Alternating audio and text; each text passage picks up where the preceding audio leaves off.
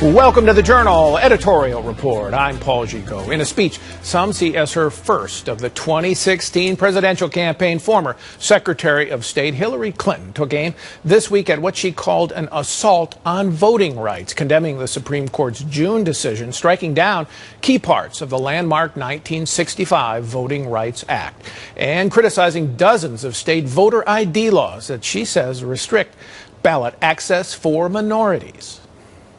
In 2013 so far, more than 80 bills restricting voting rights have been introduced in 31 states.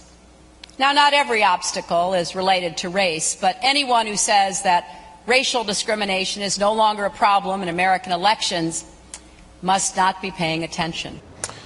Joining the panel this week, Wall Street Journal columnist and deputy editor Dan Henninger, political diary editor Jason Riley, and senior editorial page writer Colin Levy. So, Jason, I may not have been paying attention, but I know you have been paying attention.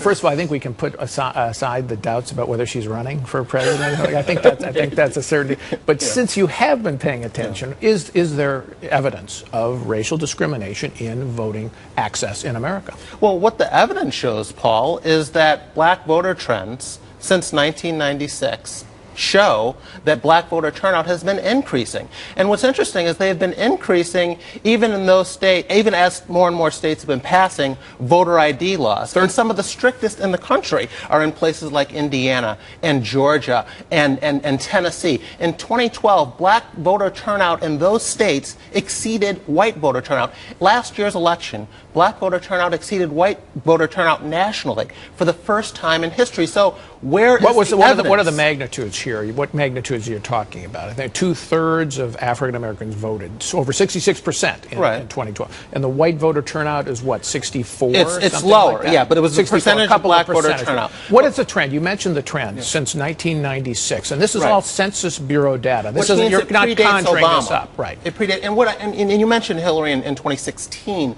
but I think this particular part of her speech might have been directed at next year's elections, the midterm elections. What is going on here is that Democrats are worried that without Barack Obama on the ballot, that black voter turnout may be down. I think this is an attempt to scare blacks to the polls by claiming that Republicans are trying to disenfranchise them. So there's politics going on here. Surprise, surprise. But let's just get that fact down. What's the trend from 1996 in percentage of African Americans voting in America? Is up 13% from 1996 to 2012. Even in states with some of the strictest voter ID laws in the country. Okay, so how would you respond to Democrats who say, well, not what a surprise? I mean, we've had the first African American president on the top of the ballot the last 2 years. That won't happen when Barack Obama is no longer on the ticket. Well, the trend precedes Barack Obama. It goes back to 1996. So this is a trend that happened independent of Barack Obama. Now, will it continue when he's gone? I don't know. But what we do know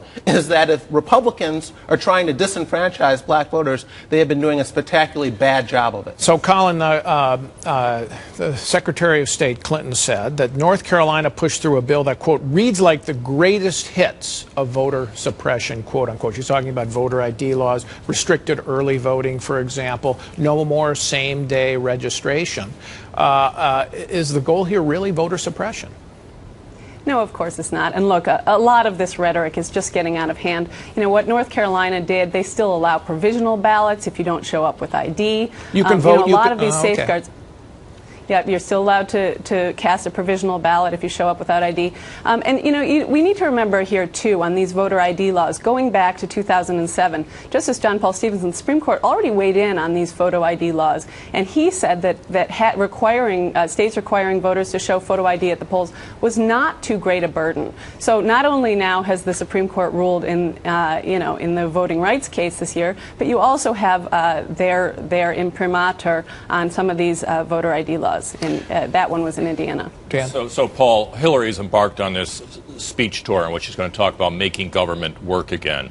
And but to pick up Colin's point about rhetoric getting out of hand, all of the examples that Hillary cited in her speech, and she did cite examples, were in the South: North Carolina, Mississippi, Texas, Florida, South Carolina. She is suggesting that since 1965 and 2013, the white people in the South are irrevocably racist and cannot be trusted. Half of the country below the Mason-Dixon line still cannot be trusted. And this is a person who wants to be the president of the entire United States, and this is the basis on which he's going to run, to turn out, as Jason suggested, black votes in the South. So this is essentially about turnout? I think it's entirely about turnout, Paul. Look, in 2005, the Federal Election Reform Commission, headed by Jimmy Carter and former Secretary of State Jim Baker, said that voter ID laws should be promoted because they will enfranchise black voters. She's suggesting that no one could possibly disagree with her. Well, serious people do disagree with her on this. Let me ask you a political question, Jason. What is the benefit for Republicans of pushing, and that's what they're doing, a lot of these states that are pushing this are Republican states, not universally, but North Carolina, the government flipped,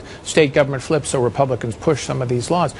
Are they getting much out of this politically if the main impact politically is to drive Democrats to the polls? Is it good politics? That could be the main impact politically, but I think there's a greater good here, and that is ballot integrity.